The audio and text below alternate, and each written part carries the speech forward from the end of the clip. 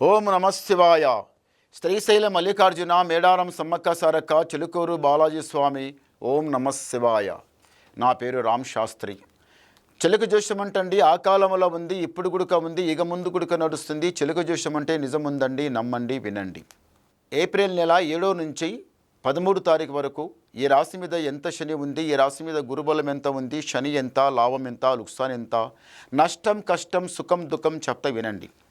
చిలకమ్మ, ధనుసు రాశి వాళ్ళ శాస్త్రం, ధనుసు రాశి వాళ్ళ భవిష్యవాణి, ధనుసు రాశి వాళ్ళ గణితవాణి. చిలకమ్మ తే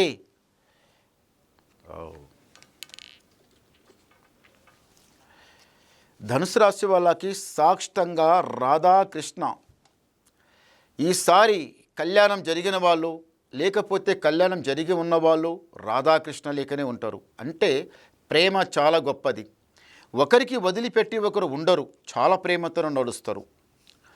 ఈ ధనుసు రాశి వాళ్ళకి ఎందుకో కానీ తెలివి జ్ఞానం చాలా ఎక్కువ ఉంటుంది. కానీ ఏ మాట మాట్లాడినా తొందర మాటలు మాట్లాడతారు, ధన్మని చేతులు చిక్కుతారు, బురదల కాలేసినట్టు పని చేస్తారు, ఎక్కువ ఆలోచిస్తారు ఈ రాశి వాళ్ళు. ఈ రాశి వాళ్ళకి వాహన గండం, బండి గండం చాలా చెడ్డగా వచ్చింది ఇంతవరకు. అలాంటి గండాలు భగవంతుడు చూడండి, 4 ఘడియలు అమృత ఘడియ, 1 ఘడియ ఇష ఘడియ. ఇష ఘడియ వచ్చిందంటే కథం, యాక్సిడెంట్ దెబ్బ, చాలా పెద్ద దెబ్బ. ఆ దెబ్బ తొలగించుకోవద్దు, నష్టపోవద్దు, తర్వాత బాధపడవద్దు. ఎందు గురించి అంటే వాహనం కొనేటప్పుడైనా కానీ, కొన్న తర్వాతైనా కానీ ఒక వాహనానికి కొన్ని లక్షణాలు ఉంటాయి. ఆ లక్షణాలు తీరిగా నడవాలి.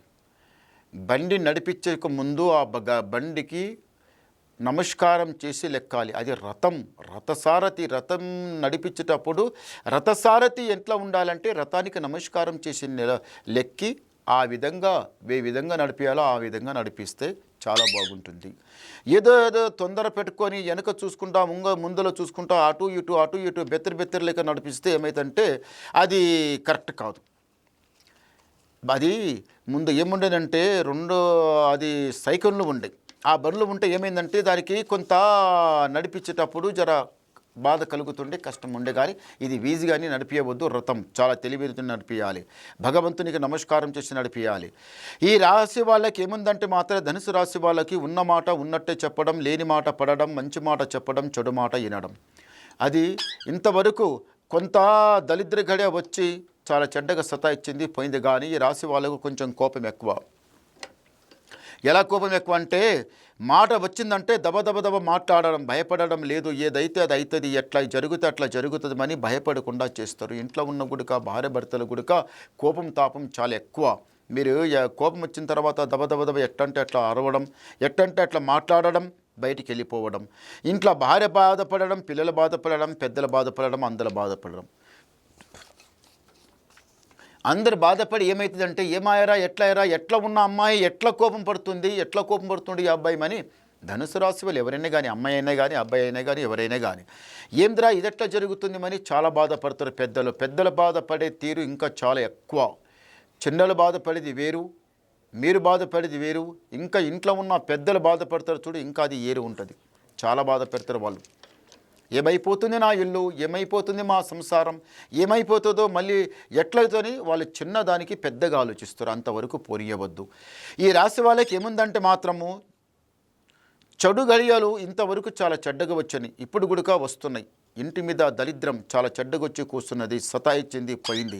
ఇప్పుడు ఆరోగ్య సమస్యలు కూడా కొంచెం చాలా ఎక్కువ ఆలోచిస్తున్నారు. ఆరోగ్యం కూడా సరిగా ఉండకపోవడం, మనసు కూడా శాంతం ఉండకపోవడం, ఏదైనా పని చేస్తే ఏమో సరిగా అందకపోవడం, ఒకటి చేస్తే ఒకటి కావడం, ఏది చేసినా కలిసి రావకపోవడం. ఇది నరదృష్టి. ఇంటి మీద అంతా ఉండాలి కానీ ఒక దృష్టి ఉండవద్దు. దృష్టికి ఉంటే ఏం చేయాలంటే దీనికి ఒక బూడిద గుమ్మడికాయ తెచ్చి కట్టాలి ఇంటికి. బూడిద గుమ్మడికాయ ఎక్కడ దొరకాలి? ఏదో రోడ్డు మీద దొరికింది తీసుకొస్తా అంటే కాదు, చేనులో పండితే అది తెంచి వేసి కట్టేది కాదు. బూడిద గుమ్మడికాయ అంటే ఒక అమ్మవారు స్థానం, శక్తి. ఎక్కడైతే అమ్మవారు నడుస్తుందో, అమ్మవారు మందిరం ఉంటుందో అక్కడ పోయి తీసుకురావాలి. తీసుకొచ్చిన తర్వాత దానికి లింబకాయలు, మిరపకాయలు, ఆ జీడి గింజలు, అది మన అవి గవ్వలు బివ్వలు కట్టవద్దు. స్త్రీ బూడిద గుమ్మడికాయకి ఎడమ చేతి నుంచి 3 బొట్లు పెట్టాలి.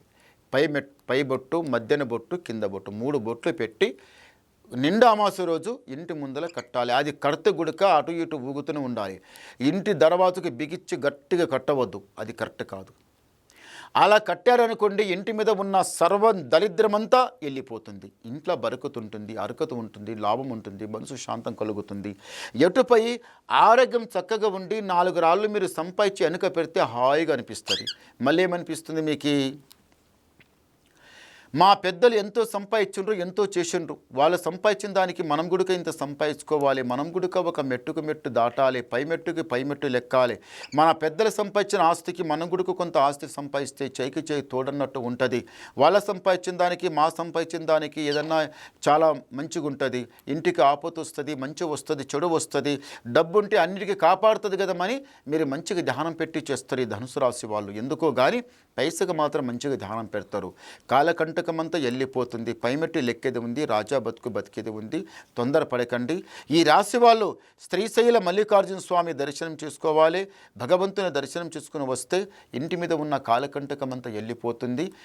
మళ్ళీ ఏమన్నా తొందరపడవద్దు. కోపం తాపం మాత్రం ఈ రాశికి మాత్రం నడవది. కోపం పడితే చిన్నకు పోయి పెద్దగా అవుతుంది, ఇంకా పెద్దగా అవుతుంది, ఇంకా పెద్దగా అవుతుంది. ఏదో చేస్తుంటే ఏదో జరుగుతూ ఉంటుంది. ఒకటి అనుకుంటే ఒకటి అవుతుంది, ఒకటి అనుకుంటే ఒకటి అవుతుంది. కోపం అస్సలు పనికి రాదు. కోపం నిదానం పెట్టుకోండి, అంత మంచిగా ఉంటుంది. ఓం నమ శివాయ. పంచము చాలా మంచి గొప్పలు పడ్డాయి. ఈ ధనుసు రాశి వాళ్ళకి ఆదాయం 14, వ్యాయం 11, రాజపూజ ఫలం 5, అవమానం 6. అంటే గురుబలం కొంచెం బాగానే ఉంది, మంచి ఘడియలో ఉంది. మీరు ఏ పని చేసినా మీకు మంచి జరుగుతుంది. చేయిపెట్టిన పని కలిసి వస్తుంది, మీకు జయం జరుగుతుంది. తొందరపడకండి, నిదానం చేయండి. ఇంకా ఏమన్నా మీకు డౌట్ ఉంటే అడగాలనుకుంటే నాకు ఫోన్ ద్వారా మాట్లాడండి, మీ డౌట్ క్లియర్ చేసేస్తా, చెప్పేస్తా.